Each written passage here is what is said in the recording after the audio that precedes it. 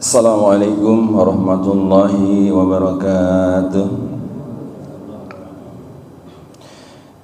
Innal hamdalillah nahmaduhu wa nasta'inuhu wa nastaghfir wa na'udzu billahi min shururi anfusina wa sayyiati a'malina. May yahdihillahu fala mudilla lahu wa may yudlil fala hadiya lahu.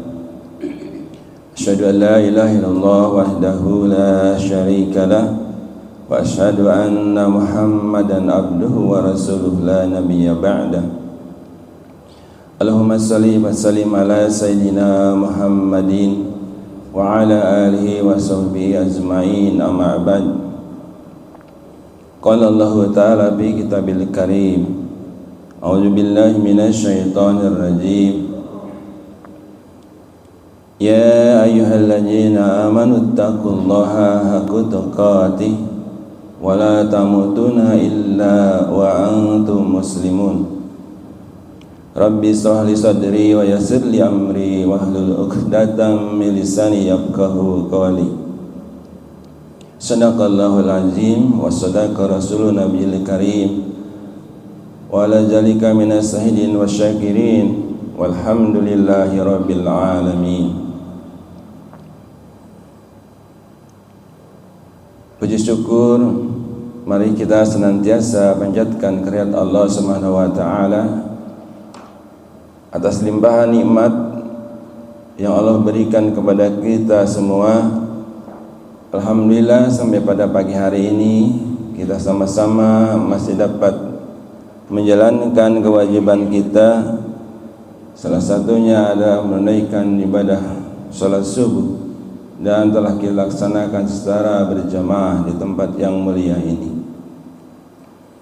Semoga kita terus diberikan nikmat iman dan kesehatan sehingga kita terus dapat beribadah kepada Allah Subhanahu wa taala dalam menapaki kehidupan kita sehari-hari menuju Allah Subhanahu wa taala. Salawat serta salam mari kita sama-sama sanjungkan ke baginda Nabi Muhammad sallallahu alaihi wasallam, keluarganya, para sahabatnya, dan kita semua mudah-mudahan menjadikan umatnya yang selalu istiqomah menjalankan sunnah-sunnahnya. Mudah-mudahan kita kelak mendapatkan syafaatnya di yaumil akhir. Jamaah subuh yang dirahmati Allah, tak lupa kami ucapkan terima kasih kepada seluruh jajaran pengurus DKM dan juga jamaah semuanya yang telah selalu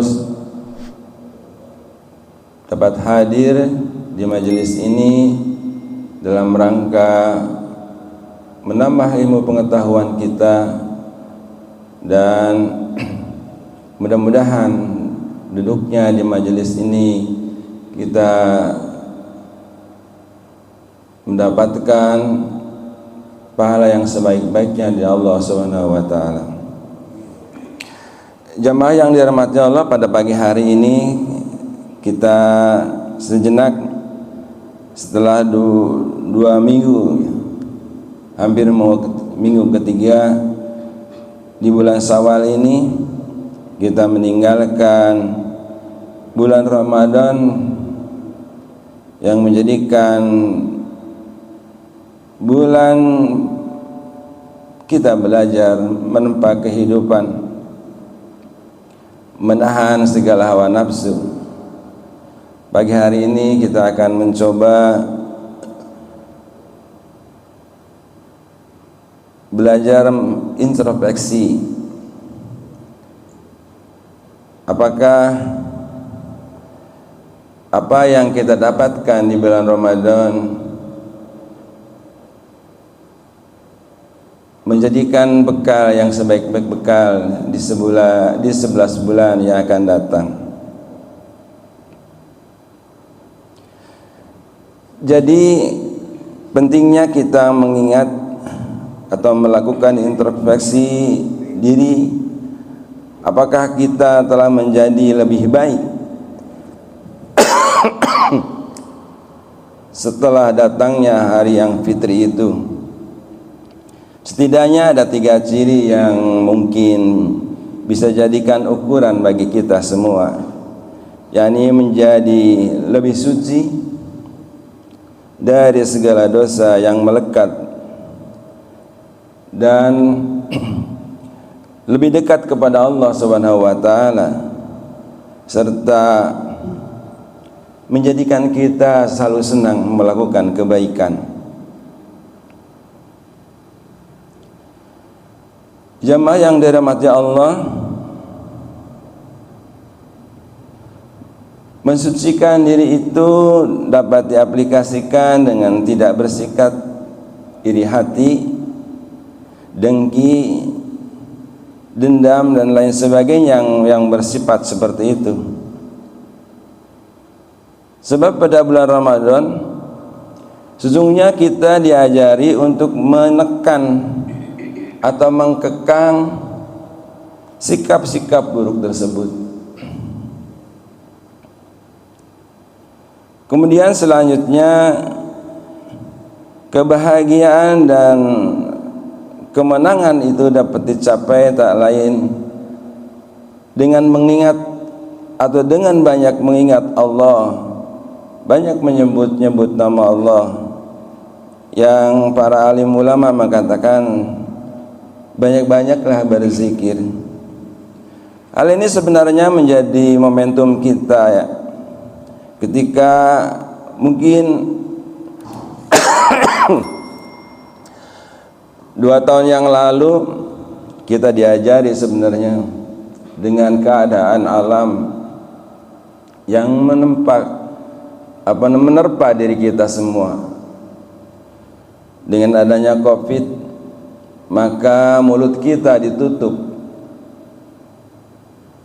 Tetapi manusia memang begitu, hanya melihat yang nyata dan kasat mata.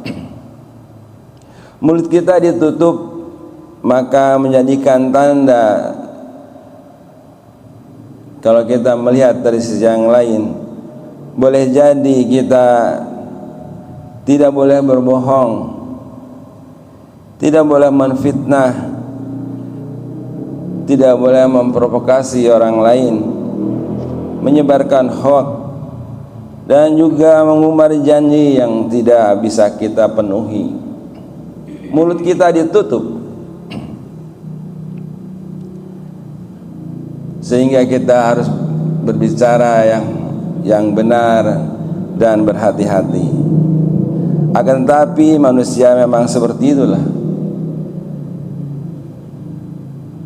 Allah memberikan pelajaran, tapi karena kita memang lebih banyak mengejar dunia, maka hampir-hampir kita tidak tahu sebenarnya apa yang diperingatkan oleh Allah tersebut. Selanjutnya kita diingatkan untuk melakukan sholat. Sholat itu adalah inti utama dalam ajaran Islam, di mana orang-orang melakukan sholat, dia akan menjauhkan diri dari nilai-nilai fahsya dan mungkar, nilai-nilai kejelekan. Maka orang yang rajin sholat tidak akan pernah dia berani untuk mencaci maki orang lain, memfitnah saudaranya. Ia akan selalu menciptakan nilai-nilai kedamaian dan keselamatan.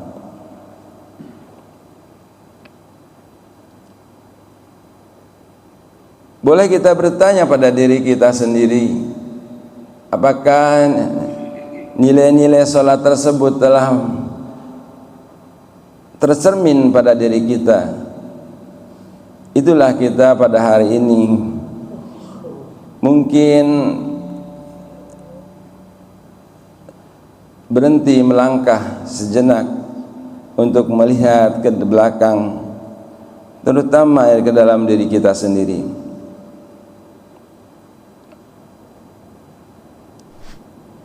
Kalau kita ingat terhadap kejadian atau hari raya Idul Fitri, sesungguhnya memiliki makna mengembalikan manusia kepada fitrah kemanusiaan. Salah satunya ada keberhasilan menjadi manusia yang fitrah atau suci kembali, yaitu dengan mengaplikasikan hubungan baik dengan sesama manusia kepada Allah Subhanahu wa taala yang menciptakan kita dan memelihara hubungan baik dengan sesama dan alam secara lebih baik. Jamaah yang dirahmati Allah,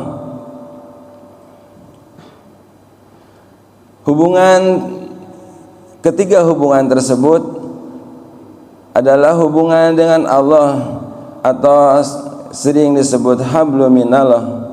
Yang kedua adalah hablum minanas, dan ketiga adalah dengan sesama, dengan alam semesta itu sendiri.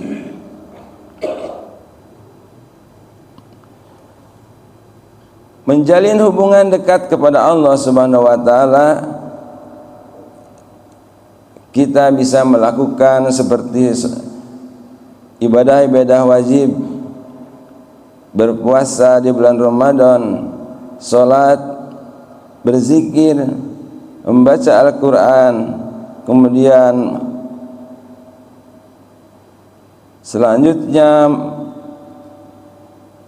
memelihara atau memperhatikan hubungan dengan sesama manusia, yaitu melakukan sedekah misalnya, membantu orang lain, membayar zakat, memberikan kebaikan-kebaikan lain atau menolong orang lain. Jadi jangan sampai karena kita sudah banyak mendekat kepada Allah Subhanahu wa taala, kita merasa lebih dekat kepada Allah, tetapi tidak kenal dengan tetangganya. Itu sangat yang tidak diinginkan, karena dirinya merasa lebih baik tetapi tidak memelihara hubungan baik dengan sesama, atau bahkan dia karena merasa lebih baik kemudian dia mengkafirkan orang lain karena berbeda pendapat dengan apa yang dia pahaminya. Jamaah yang dirahmati Allah, sesungguhnya mendekatkan diri kita dengan Allah akan sangat bergantung kepada bagaimana hak kita dekat dengan sesama manusia. Walaupun berbeda agama dan keyakinan, sesungguhnya kalau kita yakin bahwa Allah itu satu, maka kita harus bersatu juga, khususnya di dalam kehidupan bermasyarakat, membangun bangsa. Maka kita harus sama-sama memiliki rasa kesatuan berbangsa dan bernegara itu sendiri.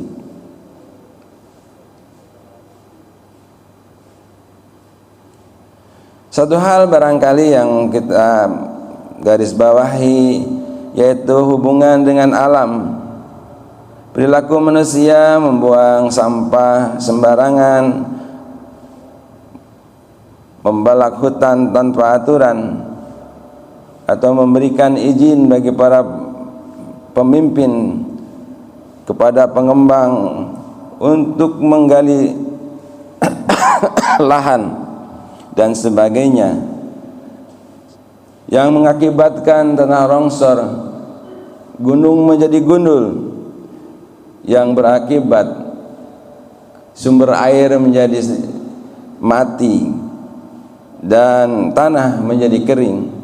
banjir di mana-mana. Hal tersebut tidak lain adalah walaupun mereka sudah berbulak-balik berhaji berulang-ulang, umroh juga berulang-ulang, akan tetapi mereka masih tetap melakukan hal-hal yang tidak baik. Sesungguhnya mereka belum mencapai fitrah yang hakiki tersebut. Sungguh paradok memang kalau kita lihat fenomena kehidupan saat ini. Banyak juga yang rajin ke masjid, banyak juga yang rajin bersedekah, tetapi sesungguhnya mereka tidak peduli dengan kehidupan bermasyarakat, tidak mau berjuang, berjihad menegakkan agama. Sungguh miris keadaan di akhir zaman ini. Oleh karena itu, mari kita sama-sama berintrospeksi terhadap diri kita, agar apa yang terjadi pada perjalanan hidup kita ini justru yang harus kita usahakan. Dengan setelah meninggalkan Idul Fitri ini, sesungguhnya kita baru saja mendapatkan modal besar bahwa kita benar-benar dalam keadaan bersih lahir maupun batin. Mati.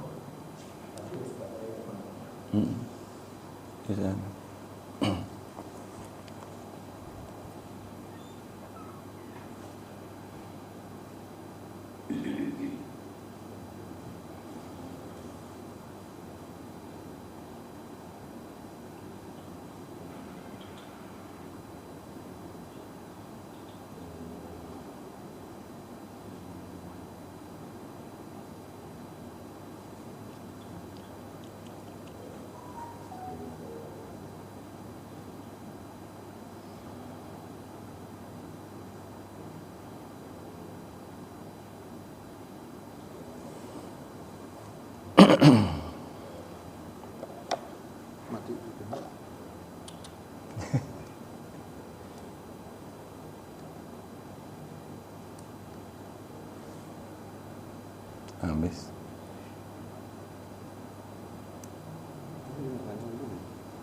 Pakai itu ya, pakai yang direct.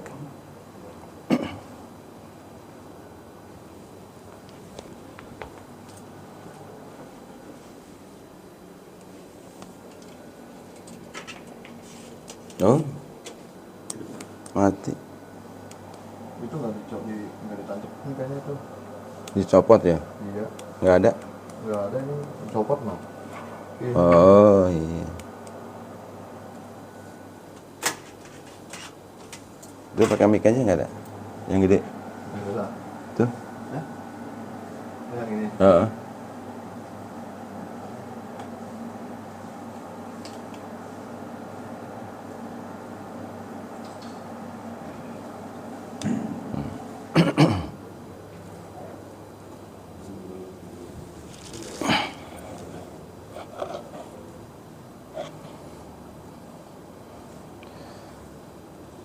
Jamaah yang dirahmati Allah, mari kita coba mengaitkan proses puasa itu sendiri, bahwa puasa sesungguhnya mengekang banyak hal-hal yang kita inginkan atau mengekang hawa nafsu ingin makan misalnya, tapi karena kita puasa maka kita tidak mau makan. Sesungguhnya ini pernah diteliti oleh salah satu ahli kesehatan yang mungkin kita sudah mengenalnya, yaitu ahli kesehatan dari Jepang. Mereka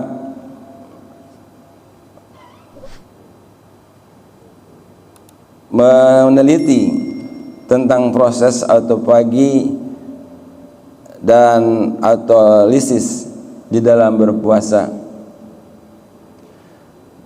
Kalau secara agama kita bahwa berpuasa membersihkan hati dari segala bentuk yang mengotori hati kita.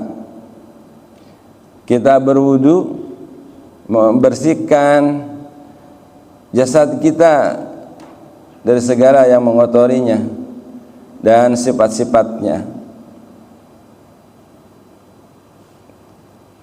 Kemudian secara psikologi ahli kesehatan bahwa berpuasa akan menghasilkan sesuatu kebaikan di dalam tubuh kita. Bahwa konsep yang disebut konsep autophagy adalah membuat tubuh menjadi lapar tersebut, maka ketika tubuh kita menjadi lapar, sel-sel tubuh pun ikut lapar. Hal ini menjadikan sel-sel yang lapar ini akan memakan sel dirinya yang sudah tidak berguna atau sel yang telah rusak atau mati agar tidak menjadi sampah di dalam tubuh kita. Dengan demikian sel-sel yang mati ini akan menghasilkan satu yang bisa berbahaya apabila tidak dibersihkan. Jadi tubuh orang yang berpuasa akan membersihkan dirinya sendiri. Ilmuwan dari Jepang yang bernama Yoshinori Osumi telah membuktikan bahwa dan menemukan bahwa ketika seorang lapar atau kalau kita membiasakan berpuasa dalam jangka waktu yang kurang dari 8 jam dan tidak lebih dari 6 jam, maka tubuh membentuk protein khusus di seluruh tubuh yang disebut dengan autophagism. Autophagism tersebut bisa dianalogikan sebagai suatu sapu raksasa yang mengumpulkan sel-sel mati yang tidak berguna dan bisa membahayakan tubuh kita untuk dikeluarkan. Sel-sel mati ini banyak dihasilkan oleh sel-sel yang penyakit-penyakit seperti kanker atau virus atau bakteri yang menyebabkan terjadinya penyakit di dalam diri kita. Protein autophagism tersebut menghancurkan dan memakan sel-sel yang berbahaya tersebut lalu mengeluarkannya. Berdasarkan riset tersebut, maka ilmuwan Yoshinori Osumi menyarankan agar seseorang bisa menjalani praktek melaparkan diri tersebut paling tidak 2 atau 3 kali dalam seminggu. Dalam hal ini, sebagai kita sebagai umat Islam yang telah baru saja selesai menjalankan ibadah Ramadan, kemudian dilanjutkan dengan ibadah Syawal, dan bahkan kita mengetahui ada puasa-puasa sunnah yaitu Senin dan Kamis, puasa tengah bulan 13, 14, 15. Umat Islam sesungguhnya sudah diajari dan mendapatkan hal-hal yang sangat baik di dalam kehidupan kita. Jadi sangat bersinergi sekali, sangat pas sekali apabila kita bisa terus melanjutkan kebiasaan berpuasa ini yang kita sebulan penuh telah menempanya dan telah alhamdulillah telah melewatinya dengan baik. Allah memberikan predikat kita kembali kepada kesucian, bersih secara lahir dan bersih secara batin. Secara lahir berarti badan kita sehat karena kita terus sebulan mengosongkan diri kita lebih dari 8 jam. Jadi kalau kita sahur jam 4 pagi, berarti jam 12 siang udah selesai. Udah 8 jam kan. Setelah 8 jam berarti lambung kita atau usus kita telah berhenti bekerja. Maka kalau sudah berhenti kerja, dia sudah bisa beristirahat. Nah, ketika kita beristirahat tersebutlah badan kita yang disebut dengan praktek proses autolisis tersebut, proses membuang sel-sel yang mati dan rusak di dalam tubuh kita, bagaikan ibu-ibu yang selalu sibuk di dapur dan mengurusi anaknya tanpa henti, tidak ada istirahat. Maka dengan selesainya masak di dapur dan anaknya sudah tidur pulas, bagian dari istirahat, begitulah tubuh kita juga akan beristirahat dan tubuh kita dapat membersihkan hal-hal yang tidak baik tersebut. Maka sungguh luar biasa proses puasa ini untuk dapat dijadikan momentum kita untuk berintrospeksi secara luas di dalam kehidupan kita, baik secara lahir maupun secara batin.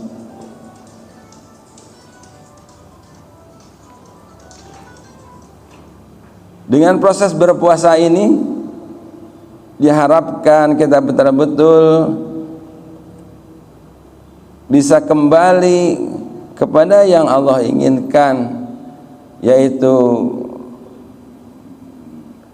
bersih lahir dan batin tersebut.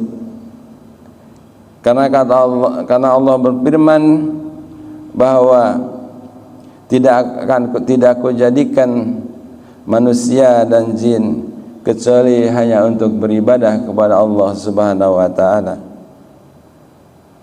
Maka kita kalau sudah terbiasa mengintrospeksi diri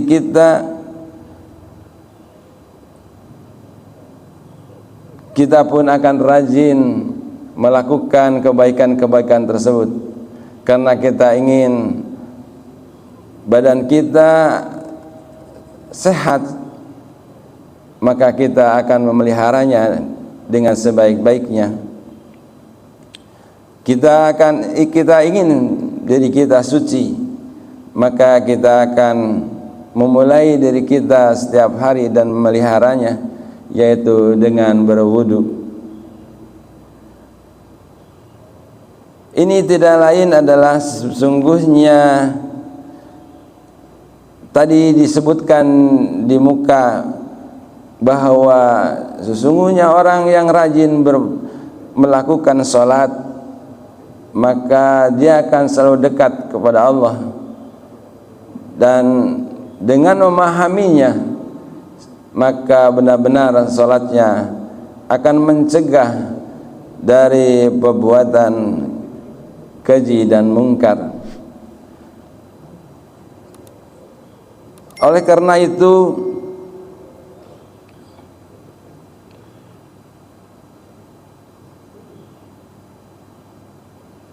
dengan kita selalu mengingat bahwa sholat ini sangat penting untuk kita pahami,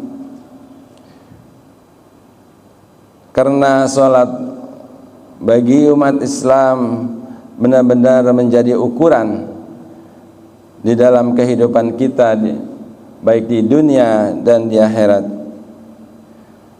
Allah Subhanahu wa taala berfirman di dalam Al-Qur'an, A'udzu billahi minasyaitonir rajim.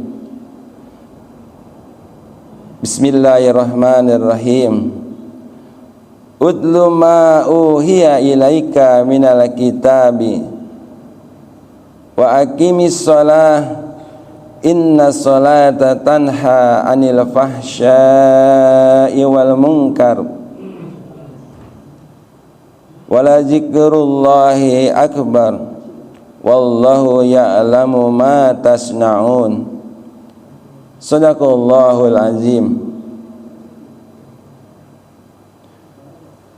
Bacalah apa yang telah diwahyukan kepadamu, yaitu Al-Quran, dan dirikanlah sholat.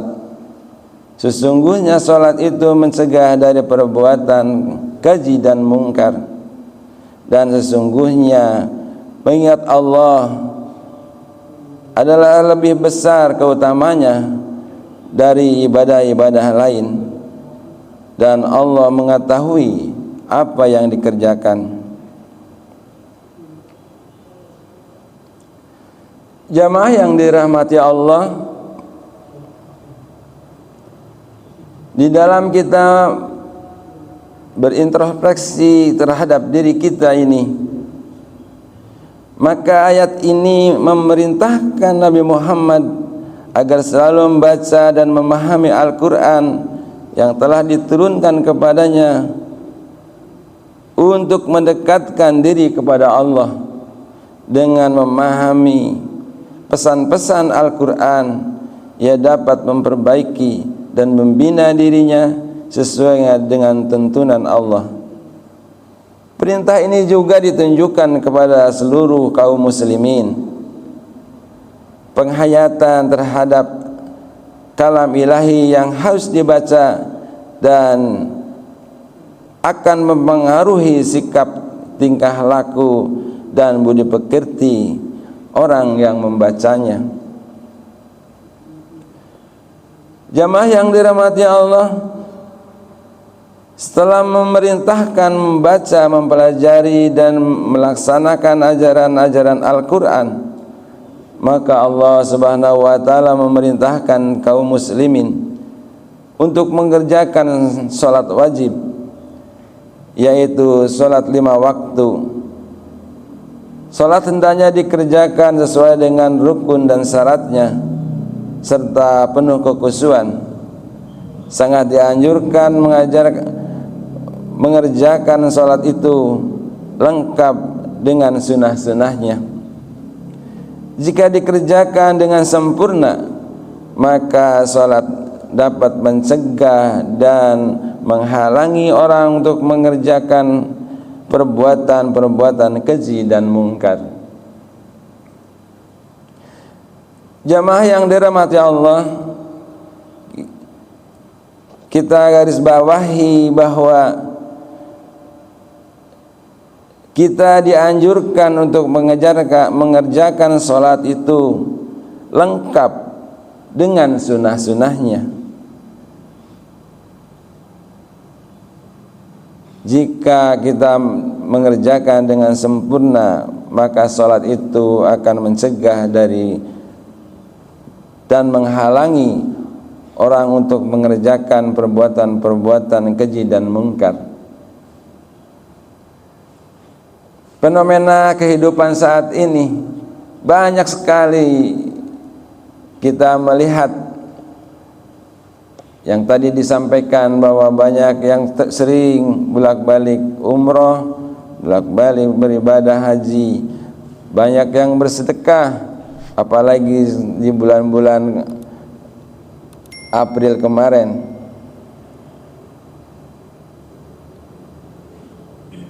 Banyak sekali yang memberikan hal-hal kebaikan, akan tetapi kemungkaran masih tetap merajalela,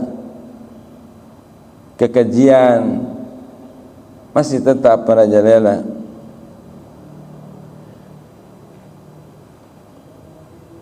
Sesungguhnya ini menjadikan momentum bagi kita semua untuk perlu dipikirkan,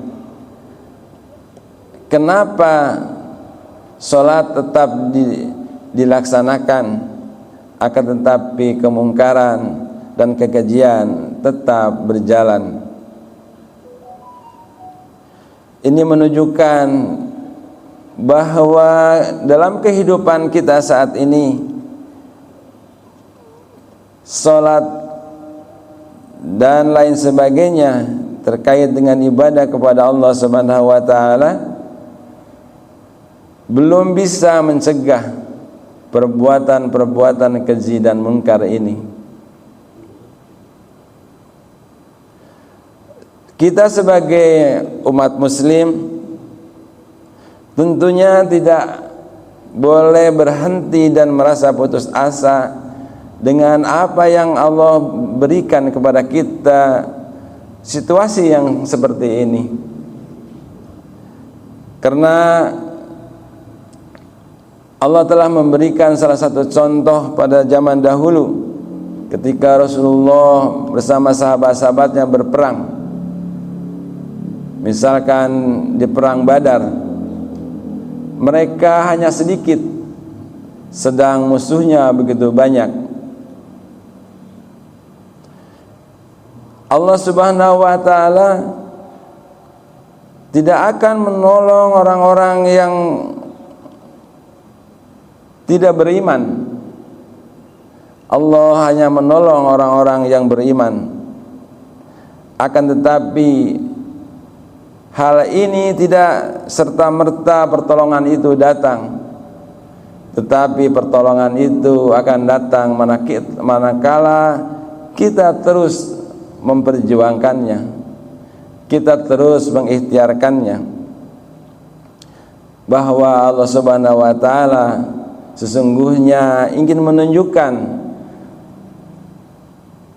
bahwa pertolongan itu ketika kita terus berjuang, kita terus mengikhtiarkan untuk mendapatkan pertolongan Allah, Allah pun akan memukul dan mengalahkan orang-orang yang terus melakukan maksiat dan kemungkaran dengan tangan orang-orang muslim itu sendiri. Tapi kita sebagai orang muslim jangan merasa kuat bahwa mampu mengalahkan orang-orang yang selalu melakukan kemungkaran, karena kita tidak memiliki kekuatan sedikit pun kecuali pertolongan dari Allah Subhanahu wa taala. Itulah ketika perang Badar yang dicontohkan kepada kita semua, bahwa kaum musyrikin dipukul mundur dan mengalami kekalahan yang besar dengan jumlah kaum muslimin yang hanya sedikit. Oleh karena itulah, mari kita sama-sama dalam mengarungi kehidupan kita ini, khususnya dalam kehidupan kita sehari-hari, memperjuangkan kehidupan keluarga kita, sering timbul dan tenggelam. Kadang kita merasa senang karena mudahnya perjuangan, tapi juga kita terkadang merasa sulit.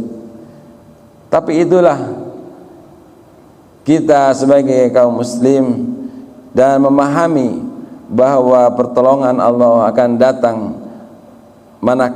manakala kita terus memperjuangkannya tanpa henti, karena kita selalu menyandarkan segala sesuatu hanya kepada Allah Subhanahu wa taala. Tentunya menyandarkan kepada Allah Subhanahu wa taala tersebut tidak semata-mata pula kita menyandarkan, tetapi kita meyakini bahwa kita harus bersih dari segala hal-hal yang buruk, perasaan berprasangka buruk, yang ketika kita keadaan terpuruk ekonomi kita misalnya, maka kita mungkin bisa mengumpat, kenapa saya begini?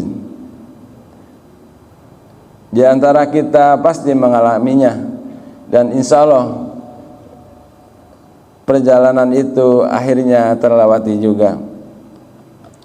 Oleh karena itu, agar kita selalu berprasangka baik dan kita selalu mengingat Allah Subhanahu wa taala, maka yakinlah bahwa perjuangan umat Islam, walaupun yang bersih itu tinggal sedikit, tapi yakin suatu saat perjuangan itu akan membuahkan hasil dengan pertolongan Allah Subhanahu wa taala. Jamaah yang dirahmati Allah, mengerjakan salat kembali kita coba memahaminya sebagai perwujudan dari keyakinan yang telah tertanam di dalam hati orang-orang yang mengerjakannya, dan menjadi bukti ia meyakini bahwa dirinya sangat tergantung kepada Allah Subhanahu wa taala. Oleh karena itu, berusaha sekuat tenaga untuk melaksanakan perintah-perintah Allah dan menjauhi larangan-larangannya sesuai dengan surat Al-Fatihah di dalam salat. Tunjukkanlah kami, wahai Allah, jalan yang lurus, yaitu jalan orang-orang yang telah Engkau anugerahkan nikmat kepada mereka, bukan jalan yang dimurkai dan bukan pula jalan mereka yang sesat. Doa itu selalu diingatnya, sehingga ia tidak berkeinginan sedikit pun untuk mengerjakan perbuatan keji dan munkar tersebut.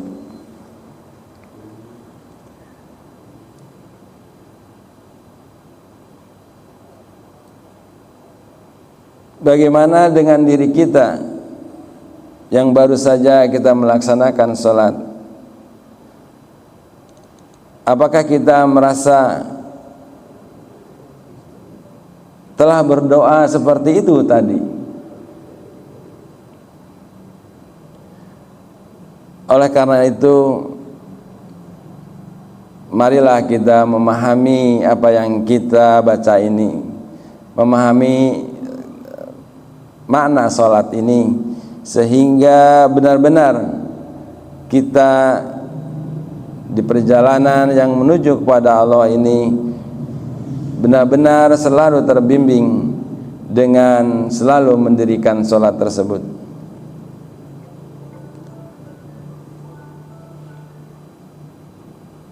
Alhamdulillah udah sampai suruk ya.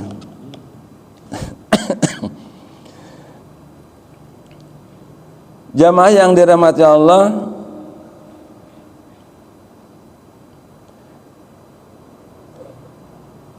beberapa ulama tafsir berpendapat bahwa memelihara orang yang mengerjakan salat dari perbuatan keji dan munkar ialah salat itu sendiri. Menurut mereka salat itu memelihara seorang selama orang itu memelihara salatnya, sebagaimana firman Allah Subhanahu wa taala, A'udzu billahi minasyaitonir rajim, hafizu 'alas sholawati was sholatil wusta wa qumu lillahi qanitin. Peliharalah semua salat dan salat wusta, dan laksanakanlah salat karena Allah dengan khusyuk. Surat Al-Baqarah ayat 238. Rasulullah SAW menerangkan keutamaan dan manfaat yang diperoleh dari mengerjakan salat, serta kerugian dan siksaan yang akan menimpa orang-orang yang tidak mengerjakannya, sebagaimana tersebut di dalam hadis Rasulullah SAW bahwasanya ia pada suatu hari menyebut tentang salat, maka ia berkata, barang siapa memelihara salat, ia akan memperoleh cahaya, petunjuk dan keselamatan pada hari kiamat. Barang siapa tidak memeliharanya, ia tidak akan memperoleh cahaya, petunjuk dan keselamatan, dan ia pada hari kiamat bersama Qarun, Fir'aun, Haman, dan Ubay bin Khalaf. Riwayat Ahmad bin At-Trabani dari Abdullah bin Umar. Jamaah yang dirahmati Allah, itulah yang mungkin pada pagi hari ini dapat saya sampaikan, dan mudah-mudahan menjadikan pengingat khususnya buat diri saya dan jamaah pada umumnya untuk selalu berintrospeksi bahwa kita sudah membersihkan diri kita, selalu mengerjakan dan menegakkan salat, tetapi sejauh mana yang telah kita dapat ambil manfaatnya, sejauh mana nilai-nilai tersebut tumbuh di dalam diri kita, sehingga apa yang disampaikan, sesungguhnya kata Allah, aku ini dekat, lebih dekat dari urat nadimu, menjadikan kita untuk mencari hakikat ibadah kita, hakikat hidup kita sesungguhnya hanya beribadah kepada Allah.